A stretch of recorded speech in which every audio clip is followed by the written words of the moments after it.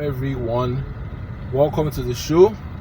Here is Uche, and on this episode of the show, I am here for some tea, but I'm not going to be name dropping.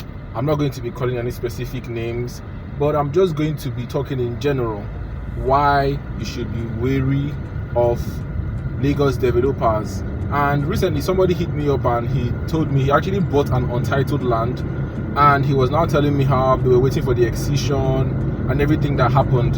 And I told him that I don't really advise buying an untitled land, but he now reminded me of a video that I did some while ago. I think it's about a year or a few months ago, and I was saying that I have confidence to sell untitled land if it is a reputable real estate company. And I told him that I have changed, I have learned and have unlearned a lot of things, and I no longer hold that view.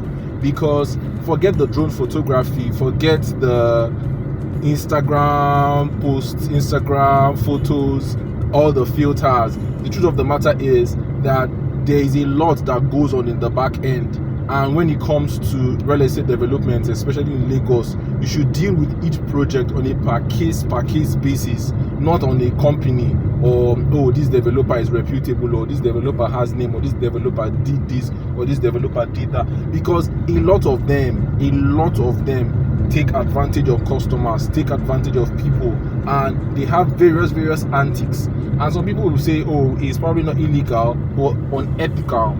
And in this today, I'm going to be talking about some of those things that they do that you should be wary of and you should be careful of, so that you don't make mistakes in your next project. So I'm going to be talking about some common real estate scams and real estate developers that you should be aware of. You know, none of them are exempt from this, because all of them, they have probably the same playbook. So the very first thing that you should be wary and be very careful of is the payment plan scam. And I say it's a scam because a lot of real estate developers take advantage of people.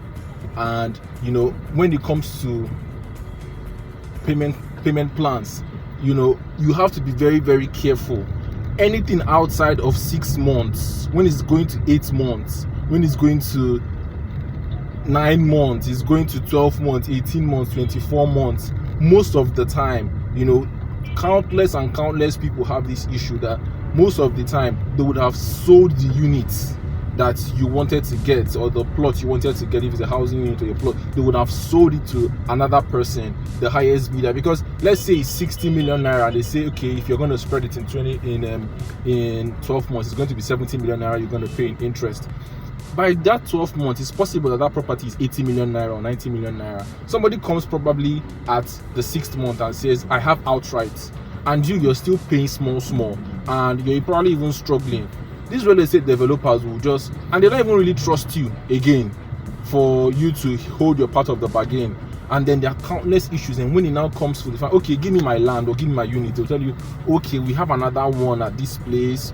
Okay, can you manage this other project? We have a new project that we want to give you. We have another location, and at the end of the day, you did not get what you paid for. You're getting something different. And I feel like when it concerns this thing, it's not even the fact that they did it, it's the fact that they keep you in the dark till the time that you're supposed to get your allocation, the time you're supposed to get what, they will just keep you in the dark, and they will know, and they'll keep you in the dark. That's why recently a client reached out to me. It was Cosgrove. They wanted to buy from Cosgrove, and Cosgrove said payment plan is 2 weeks. The client was like, and I think I get it, because Cosgrove has delivered time and again, and even these companies, they need funds to be able to put infrastructure. So the more quickly they can get funds, the better for them, the better business for them. So they would actually, any opportunity for them to get more funds in their hand, they will dive into it fully. So that's the very first scam you should be wary of. As much as possible, you know, try and make sure that you have like enough money before you put down a payment plan. It works for everybody at the end of the day. It works for the realtors, it works for you, it works for the real estate company. You know, just make sure you have, you know, I feel like stories of people spreading their payments 2 years and oh, they have, okay, I was able to save 2 years toward this. I feel like at the end of the day, if at the end of that 2 years they give you everything, it was all the specs of the property, the particular location, the particular unit, every single thing was given to you as they said. I feel like it's more of the exception than the rule in cases that will happen. So just be wary of that. Second scam, as I would have it, I feel like the second scam that these people run is the scam of untitled land. So sometimes real estate developers can go to a community and tell the community, okay, how much is this land? 2 million. Can we get it for 1.5 because you've not gotten the C of O? I know it's your ancestral land. We're going to help you get the C of O, and maybe it's in process or something like that. And they buy it that cheap, and they now start selling it to you as a C of O land, 30 million naira. And I did a video where I was talking about the fact that it doesn't make any sense that Lagos developers are very close to the governor and they have so much political goodwill and political backing, because then again they just feel like they can flout laws. And I feel like so many developers also took untitled land and were selling untitled land with confidence during Ambode's tenure, because normally every Nigerian governor would do a second term. They were not counting on him not coming back. So now he's not coming back. A lot of people it hooked them on the truth. But like, I feel like it's better you tell people, okay, this is not titled, or we are working on the title. But they tell you, then they use part of your money, they pay bribes, and maybe they can regularize that title in like 2, 3, 5 years. But you didn't even know. But sometimes it will go left, and then that land starts having issues. So be very careful and be very, very wary, which will lead me to my second point, that as much as possible you should try to have a community of people that you help you do your due diligence.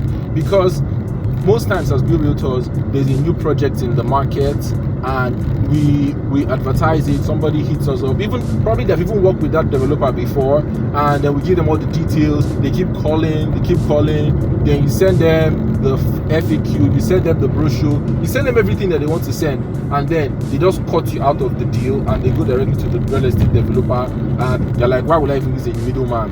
You don't realize that these middlemen, in quotes, like, are here to help you, because at the end of the day, we realtors, we work with brokers that have a pool of other realtors, a whole community of tens of thousands of other realtors that are selling this product. So these brokers as well, they have a surveyor, they have a lawyer, they have an engineer, they have different people that vet this land as well. And if you combine it with the realtor as well, and probably your own lawyer, your own surveyor, these people help you to make safe investment. In fact, recently there was a particular company, I'm not going to name them, that we just stopped selling for. They said they were having allocation issues, they were having different issues of the type of land they were selling, and it didn't take 2 months before they said, okay, every issue has been solved. Because these real estate developers, they now have the incentive, or they have the pressure to sit up, because somebody's the realtor that gave you